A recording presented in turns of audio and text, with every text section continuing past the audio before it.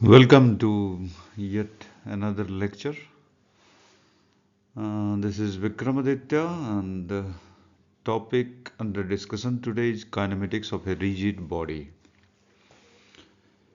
Basically, there are 5 kinds of motion of a rigid body. 5 किस्म के motion को identify किया गया है. उसमें से 2 जो हैं वो very basic kinds of motion है. 2 of them are basic kinds of motion.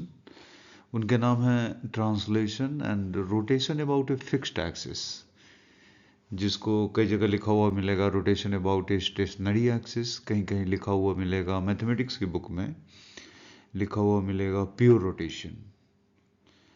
और उसके बाद जो 3 किस्म के मोशन जो बचते हैं वो इनमें से किसी भी बेसिक फॉर्म में या तो रिड्यूस हो सकते हैं या बेसिक मोशंस के कॉम्बिनेशन के तौर पर रिड्यूस हो सकते हैं. और उनके नाम हैं, मतलब बाकी के जो 3 मोशन बच गए उनके भी नाम हैं. तीसरे का नाम है प्लेन मोशन. चौथे को बोलते हैं motion about a stationary point और a fixed point. Rotation about a fixed point भी आप बोल सकते हैं. और fifth is the combination of all, सारे का कॉम्बिनेशन है, उसको फ्री मोशन बोलते हैं या जनरल मोशन बोलते हैं. अब अलग अलग नाम है, लेकिन पहला मोशन तो ऑफ कोर्स ट्रांसलेशन है. तो पहला मोशन जो ट्रांसलेशन है वो ट्रांसलेशन के बारे में थोड़ा सा हम लोग डिस्कस कर लें. तो ट्रांसलेशन बेसिकली 2 किस्म का होता है. ट्रांसलेशन में एक रेक्टिलिनियर ट्रांसलेशन होगा, वीडियो में गलत नाम लिखा हुआ है, रेक्टिलिनियर रोटेशन लिखा हुआ है, जो कि बिल्कुल ही गलत नाम है. इसका नाम बेसिकली होना चाहिए रेक्टिलिनियर ट्रांसलेशन. और दूसरे का नाम भी मेरे ख्याल में गलत ही लिखा हुआ होगा दूसरे स्लाइड में, उसका नाम होता है कर्विलिनियर ट्रांसलेशन. यहाँ भी नाम गलत लिखा हुआ है. खैर कोई प्रॉब्लम नहीं है, जब नाम गलत लिखा हुआ है तो लिखा हुआ होने दीजिए. लेकिन वो इन दोनों किस्म के ट्रांसलेशन में चाहे नाम चाहे जो भी हो, रेक्टिलिनियर ट्रांसलेशन या कर्विलिनियर ट्रांसलेशन, इन दोनों किस्म के ट्रांसलेशन में बेसिक फैक्ट क्या होता है कि अगर रिजिड बॉडी ट्रांसलेट कर रहा है तो कोई भी रिजिड बॉडी के अंदर कोई भी एक स्ट्रेट लाइन आप चूज कर लो, किसी भी 2 पॉइंट को मिलाने वाला एक लाइन चूज कर लो जो कि उस रिजिड बॉडी में फिक्स्ड है, क्योंकि रिजिड बॉडी तो में तो 2 पॉइंट के बीच का डिस्टेंस बदलता नहीं है. तो कोई एक स्ट्रेट लाइन आप पहले चूज कर लो. अगर पूरे मोशन के दौरान वो स्ट्रेट लाइन अगर अपने इनिशियल ओरिएंटेशन के पैरेलल रहता है उस रिजिड बॉडी के पूरे मोशन के दौरान, जैसे कि आप यहाँ देख सकते हैं, ये एक इनिशियल लाइन है, ये वाला लाइन, ये ए बी लाइन, और पूरा ये रिजिड बॉडी अब 3D में पहले ऊपर आता होगा, ऊपर से फिर नीचे जाता होगा, इसकी सबसे किसी कर्व पाथ पर ये पूरा का पूरा रिजिड बॉडी मूव कर रहा है. You have to imagine that. और इसमें इस दोनों पॉइंट्स को मिलाने वाला जो लाइन है वो हमेशा अपने फर्स्ट पोजीशन के पैरेलल है. मैं ज़्यादा पिक्चर बनाऊंगा तो मतलब अच्छा पिक्चर नहीं बनेगा, लेकिन कहने का मतलब ये है कि in this kind of motion of a rigid body, any straight line fixed to it remains parallel to its initial orientation all the time. पूरे मोशन के दौरान कोई भी एक स्ट्रेट लाइन अपने फर्स्ट पोजीशन के इनिशियल ओरिएंटेशन के parallel अगर मूव कर रहा है तो इस मोशन को ट्रांसलेशन बोलते हैं. ये स्ट्रेट लाइन पर होगा तो इसको रेक्टिलिनियर ट्रांसलेशन बोलेंगे, कर्व पाथ पर होगा तो इसको कर्विलिनियर ट्रांसलेशन बोलेंगे. अब उसके बाद क्या है, उसके बाद की जो चीज़ें हैं उसमें है कि ट्रांसलेशन के दौरान किसी भी रिजिड बॉडी का हर point equal distance, equal time interval में इक्वल डिस्टेंस ट्रैवर्स करता है. ट्रांसलेशन में किसी भी रिजिड बॉडी का हर पॉइंट सेम टाइम इंटरवल में सेम डिस्टेंस ट्रैवर्स करेगा. इसका मतलब ये है कि वेलोसिटीज की बात कर लें, एक्सेलरेशन की बात करें, तो इन सब के सेम वैल्यूज होंगे मतलब सेम वैल्यूज होंगे, बोलने का मतलब ये है कि किसी भी मोमेंट ऑफ टाइम पर, किसी भी मोमेंट पर इन इस रिजिड बॉडी के में जितने भी पॉइंट्स होंगे, सारे पॉइंट्स की वेलोसिटीज और सारे पॉइंट्स के एक्सेलरेशन का वैल्यू सेम होगा। देखो, डिफरेंट डिफरेंट मोमेंट पर डिफरेंट हो सकता है, लेकिन किसी एक मोमेंट पर उस बॉडी के सारे पॉइंट्स की वेलोसिटी और सारे पॉइंट का एक्सेलरेशन सेम होगा। ठीक है, नेक्स्ट मोमेंट पर बदल जाएगा तो एक ही साथ सबका बदल जाएगा, लेकिन किसी एक मोमेंट पर सारे पॉइंट्स की वेलोसिटी और सारे पॉइंट्स का एक्सेलरेशन सेम होगा। ये इंपॉर्टेंट चीज़ है। Or this fact allows the study of translation of a solid to be reduced to the study of motion of an individual particle belonging to that solid body. मतलब किसी एक point का motion जानना जरूरी है पूरी rigid body के translation के बारे में जानने के लिए। यानी कि प्रॉब्लम जो है हमारा, ये रिड्यूस करके हो गया काइनेमेटिक्स ऑफ ए पॉइंट का, जिसके बारे में हम लोग जानते हैं। और काइनेमेटिक्स की बात कर रहे हैं तो काइनेमेटिक्स में इस रिजिड बॉडी का कोई भी पॉइंट रिप्रेजेंटेटिव पॉइंट के तौर पर यूज़ किया जा सकता है। अब डायनामिक्स हम लोग नहीं डिस्कस कर रहे हैं। डायनामिक्स अगर डिस्क्राइब करते हैं, काइनेटिक्स इसका डिस्क्राइब करते हैं, हालांकि काइनेमेटिक्स भी काइनेटिक्स का ही पार्ट है, सॉरी डायनामिक्स का ही पार्ट है, लेकिन ठीक है, काइनेमेटिक्स के लिए तो इस रिजिड बॉडी का कोई भी पॉइंट हम चुन सकते हैं। अगर काइनेटिक्स डिस्कस करना हो तो इसका एक ट्रांसलेशन डिस्कस करने के लिए इसका एक पर्टिकुलर पॉइंट वेल डिफाइंड है, जिसको centre of mass of the body बोलते हैं, और ये आपको पता होगा। अब नेक्स्ट जो चीज़ है उसको हम लोग बोलते हैं basically rotation about a fixed axis, या rotation about a stationary axis, या प्योर रोटेशन। इसमें जैसे कि आप देख सकते हैं, ये जो आपको एक फिक्स्ड एक्सिस दिखाई पड़ रहा है, ये बीच वाला जो ब्लैक एक्सिस है, ये एक फिक्स्ड एक्सिस है किसी रेफरेंस फ्रेम में, और इसके अबाउट ये रिजिड बॉडी रोटेट कर रही है। तो रिजिड बॉडी अगर रोटेट कर रही है तो इसमें जो खास बात होगी वो बात ये होगी कि किसी भी टाइम इंटरवल में, पहली बात तो ये कि अगर इस फिक्स्ड एक्सिस के अबाउट ये रिजिड बॉडी रोटेट कर रही होगी तो इस रिजिड बॉडी के हर पॉइंट सर्कल्स में मूव कर रहे होंगे, अलग अलग सर्कल्स में मूव कर रहे होंगे, लेकिन कोप्लैनर कंसेंट्रिक सर्कल्स में मूव कर रहे होंगे। जैसे ये दोनों सर्किल का प्लेन सेम है, इसका और इसका दोनों का प्लेन सेम है, और इसमें और भी एक पॉइंट मैंने दिखाया है, यहाँ पर एक पॉइंट दिखाया है, यहाँ पर एक दूसरा पॉइंट दिखाया है बी, लेकिन ए और बी सारे सर्कल्स में मूव कर रहे हैं उस एक्सिस के अबाउट। तो ठीक है, अगर कोई रिजिड बॉडी का फिक्स्ड एक्सिस रोटेशन हो रहा होगा तो उस रिजिड बॉडी के हर पॉइंट सर्किल में मूव कर रहे होंगे। एक सिंपल सा स्टेटमेंट तो हम पास ऑन कर ही सकते हैं। अब सर्किल में मूव कर रहे होंगे तो दोनों का सर्किल डिफरेंट रेडियस का हो सकता है, जैसे कि दिखाई पड़ रहा है पिक्चर में हो सकता है, लेकिन किसी भी टाइम इंटरवल में दोनों इक्वल टाइम इंटरवल में इक्वल एंगल डिस्क्राइब करेंगे, क्योंकि रिजिड बॉडी के दो पॉइंट्स के बीच का डिस्टेंस तो बदलता नहीं है। तो अगर दोनों सेम टाइम इंटरवल में सेम एंगल डिस्क्राइब नहीं करेंगे तो ए और बी के बीच का जो डिस्टेंस है वो ऑब्वियसली बदल जाएगा। सो ये सब जो है ना, इक्वल टाइम इंटरवल में इक्वल एंगल डिस्क्राइब करेंगे। ट्रांसलेशन में हुआ था इक्वल टाइम इंटरवल में इक्वल डिस्टेंसेस उन्होंने ट्रेवल किए थे, इसमें इक्वल टाइम इंटरवल में इक्वल एंगल्स डिस्क्राइब करेंगे। ये जरूरी क्राइटेरिया है। सर्किल में मूव करेंगे, क्राइटेरिया नंबर 1 स्टार्टिंग क्राइटेरिया, और इक्वल टाइम इंटरवल में इक्वल डिस्प्लेसमेंट ये डिस्क्राइब करेंगे। तो अब सवाल ये उठता है कि प्योर रोटेशन में होने का क्या मतलब है। तो मेरे हिसाब से तो और कोई मतलब नहीं है। एक एक्सिस होगा किसी रेफरेंस फ्रेम में जो कि फिक्स्ड होगा, और उसके अबाउट अगर कोई बॉडी रोटेट कर रही है तो उसके सारे जो पॉइंट्स होंगे सर्कल्स में मूव करेंगे और इक्वल टाइम इंटरवल में इक्वल एंगल डिस्क्राइब करेंगे। बस इतना ही क्राइटेरिया है।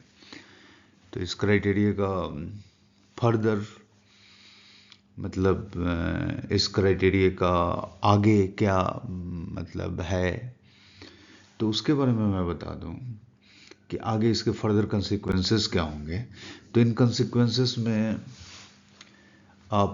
मैंने वो एक्सिस जो था हमारा प्रीवियस स्लाइड में, उस एक्सिस पर कहीं एक पॉइंट ले लिया है अपनी मर्जी से, इसका मैथमेटिक्स डिस्क्राइब करने के लिए कहीं कोई पॉइंट ओ चुन लिया है, और वो उस रिजिड बॉडी का कोई एक पॉइंट जो सर्किल में मूव कर रहा है, इस सर्किल का एक हिस्सा आप देख सकते हैं, ये पिक्चर में बना हुआ है।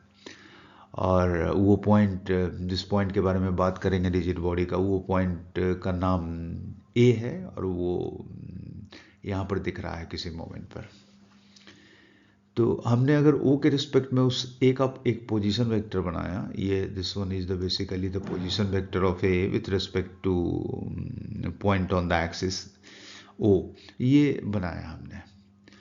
तो ये थोड़ी देर में ये पोजीशन वेक्टर यहाँ से चेंज करके यहाँ पर आ जाएगा, मतलब किसी टाइम इंटरवल dt में, dt is a very small time interval, इसमें इस पॉइंट ए का डिस्प्लेसमेंट इस सर्किल पर dr हो गया। तो इस dr का वैल्यू क्या डिस्क्राइब करने के लिए हम क्या लिख सकते हैं, तो यहाँ पर ये जो सर्किल का प्लेन है और ये जो एक्सिस है, और फिर ये जो पोजीशन वेक्टर था इनिशियल मोमेंट पर जिसको हमने वेक्टर r माना है, तो इसमें इस पोजीशन वेक्टर r और इस एक्सिस के बीच में ओ डैश के बीच में एंगल मैंने थीटा मान लिया है।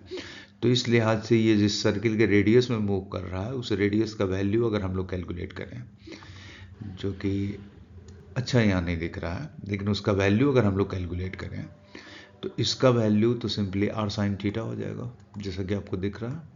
जिस सर्किल में वो रोटेट कर रहा है उस सर्किल का वैल्यू r साइन थीटा हो जाएगा। तो उसके बाद थोड़ा सा बेसिक ज्योमेट्री यूज करें, और ये जो लेंथ dr का जो लेंथ है, इस dr के लेंथ को हम लोग सिंपली लिख सकते हैं r sine theta multiplied by d phi. d phi is the angle described by this radius in time interval dt, तो इसलिए ये लिख सकते हैं। और ये लिखने के बाद हम इसको ऐसे भी लिख सकते हैं कि this can be written as d phi multiplied by r into sine theta. अब सवाल ये उठता है कि ये d फाई जो है, इसको अगर हम वेक्टर की तरह ट्रीट करें, d फाई को अगर वेक्टर की तरह ट्रीट करें, तो बोलिएगा ये क्या एंगुलर डिस्प्लेसमेंट को वेक्टर की तरह ट्रीट करते हैं? Not quite. Finite angular displacements को वेक्टर की तरह ट्रीट नहीं कर सकते, बिल्कुल इसके ऑब्वियस रीजन है कि नहीं कर सकते। लेकिन small angular displacements like D phi, इनको बिना वेक्टर की तरह ट्रीट किए हुए आपका रोटेशनल मैकेनिक्स आगे बढ़ेगा ही नहीं। इसके जो फ्यूचर के जो फैक्ट्स आने वाले हैं उसमें से कोई भी फैक्ट आप कर ही नहीं पाएंगे।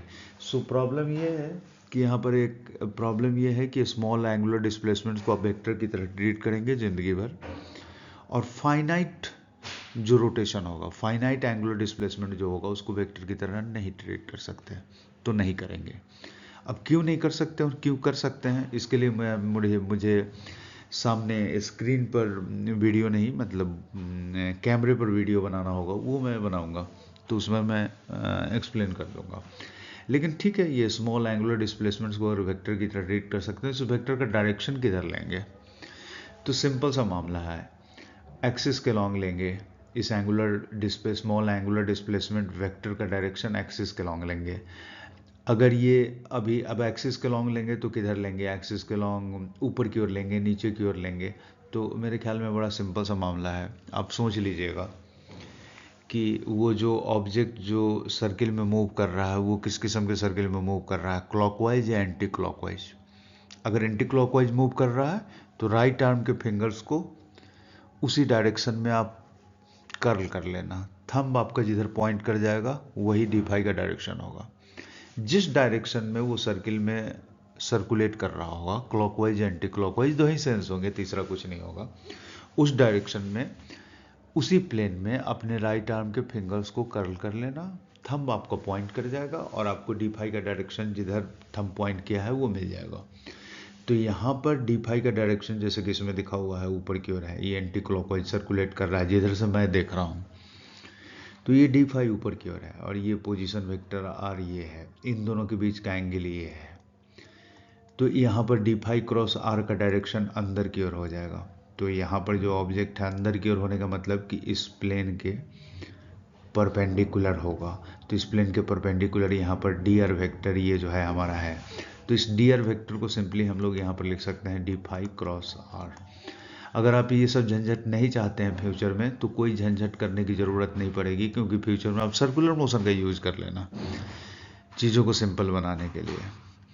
अब सवाल ये उठता है कि ठीक है, ये तो इसको क्या बोलेंगे डी आर को, तो डी आर को इसमें बोलेंगे linear displacement of A point on the rigid body. इसको डी आर को लीनियर डिस्प्लेसमेंट बोलेंगे। डी फाई क्या बोलेंगे ये एंगुलर डिस्प्लेसमेंट है उसी पॉइंट का।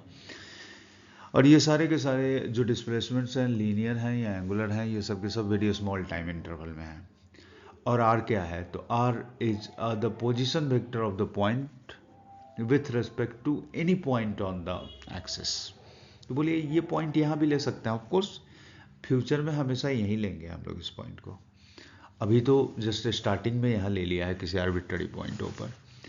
तो ये एक्सिस पर के किसी पॉइंट के रिस्पेक्ट में उस रिजिड बॉडी के किसी पॉइंट का पोजीशन वेक्टर है, और तब इस किस्म से रिलेशन लिख सकते हैं।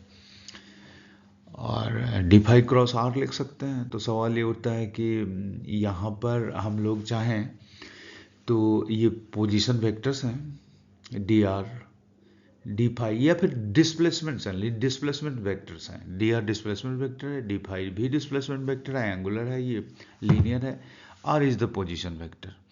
तो displacement, rate of change of displacement से हम लोग वेलोसिटी निकालते रहे हैं। तो यहाँ पर भी कुछ कर सकते हैं क्या, तो बिल्कुल यहाँ पर भी अप्लाई कर सकते हैं। और अप्लाई करने के लिए हमें करना क्या है, सिंपली कुछ नहीं, यहाँ पर जो रिलेशन था हमारा D R vector equals D phi vector cross R vector, तो ये दोनों डिस्प्लेसमेंट से इसमें उसी टाइम इंटरवल से, जिस टाइम इंटरवल की ये डिस्प्लेसमेंट से, उससे डिवाइड कर देंगे दोनों साइड। तो ये D R by D T जो है वो लीनियर वेलोसिटी मिल जाएगी इस पॉइंट की, जो रिजिड बॉडी पर है पॉइंट ए की। और D phi by D T को एंगुलर वेलोसिटी बोलेंगे ओमेगा। अब rate of change of displacement को एंगुलर वेलोसिटी ही बोलते हैं, cross R, and you will get your relation, that is the relationship between linear and angular quantities. आप चाहो तो इस वेलोसिटी जो है, इस वेलोसिटी को, ये जो वेलोसिटी है और इस रिलेशन को एक बार और डिफरेंशिएट कर सकते हो, लेकिन मैं इसको फ्यूचर लेक्चर्स के लिए रखता हूँ, क्योंकि इसमें कुछ और भी चीज़ें आएंगी जो थोड़ी सी, जिस ट्रैक पर हम लोग चल रहे हैं स्ट्रेट फॉरवर्ड, उससे थोड़ी डिफरेंट होंगी। तो मैं एक लेक्चर में सिंपल, इस लेक्चर में चीज़ों को सिंपल ही रखना चाहता हूँ, लेकिन फिर भी मैं एक टर्म तो यहाँ पर डिफाइन करूँगा ही। अगर सपोज दैट ये ओमेगा टाइम के साथ चेंज कर रहा है, ये object uniform circular motion describe नहीं कर रहा है इस सर्किल में रोटेट करते हुए, ये बेसिकली ये रिजिड बॉडी की एंगुलर वेलोसिटी कांस्टेंट नहीं है, यानी कि ये पॉइंट यूनिफॉर्म सर्कुलर मोशन नहीं कर रहा है, नॉन यूनिफॉर्म सर्कुलर मोशन कर रहा है, तो एक टर्म हम D omega by D T भी, क्योंकि ओमेगा का वैल्यू टाइम के साथ वैरी करेगा, तो D omega by D T भी डिफाइन कर सकते हैं। इसको आप अल्फा बीटा जो जी में आए वो बोलिए, this is the angular acceleration and this thing is coming soon. और इसके अपने कंसिक्वेंसेस हैं, अपने यूसेस हैं, तो उन चीज़ों के बारे में हम लोग बात करेंगे। और इसके अलावा तो हम लोग अभी तीसरे ही मोशन के बारे में बात करते रह गए, नहीं दूसरे मोशन के बारे में, रोटेशन अबाउट फिक्स्ड एक्सिस या प्योर रोटेशन। इसके अलावा भी जो रोटेशन का जो है, जो ये एग्जाम्पल है, तीसरा वाला एग्जाम्पल जिसको प्लेन मोशन बोलते हैं। प्लेन मोशन का एक फेमस एग्जाम्पल है ये रोलिंग व्हील।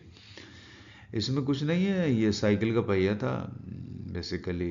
इसको साइकिल को पहले स्टैंड पर लगा करके मैं पैडल घुमा रहा था, एकाएक मैंने साइकिल को स्टैंड पर से उतारा और लेके आगे बढ़ गया। ये व्हील रोटेट कर रहा था अपने एक्सिस के अबाउट, और इसका एक्सिस आगे भी बढ़ रहा था।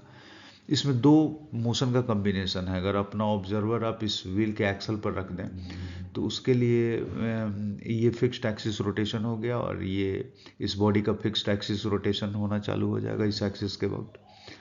और अपना ऑब्जर्वर अगर ग्राउंड पर रख दें तो इस एक्सिस का, जिस एक्सिस के अबाउट फिक्स्ड एक्सिस रोटेशन हो रहा है इस रिजिड बॉडी का, या रिजिड बॉडी के किसी पॉइंट का सर्कुलर मोशन हो रहा है, उस एक्सिस का ट्रांसलेशन हो रहा है। तो this is basically translation plus rotation. ये इसको रिजिड बॉडी के कॉम्प्लेक्स मोशन को कई बार एक प्लेन में प्रोजेक्ट करके और उसके मोशन को एनालाइज किया जाता है और उसको नाम दिया जाता है plane motion. Plane motion basically हम लोग प्लेन मोशन को जब भी ट्रीट करेंगे अपने कोर्स में, वो ट्रांसलेशन प्लस रोटेशन, पहले वाला जो दोनों मोशन है उसके कॉम्बिनेशन के तौर पर डिस्क्राइब करेंगे। ये भी उसी का एग्जाम्पल है। ये एक इसको भी स्लाइडिंग रॉड है ये।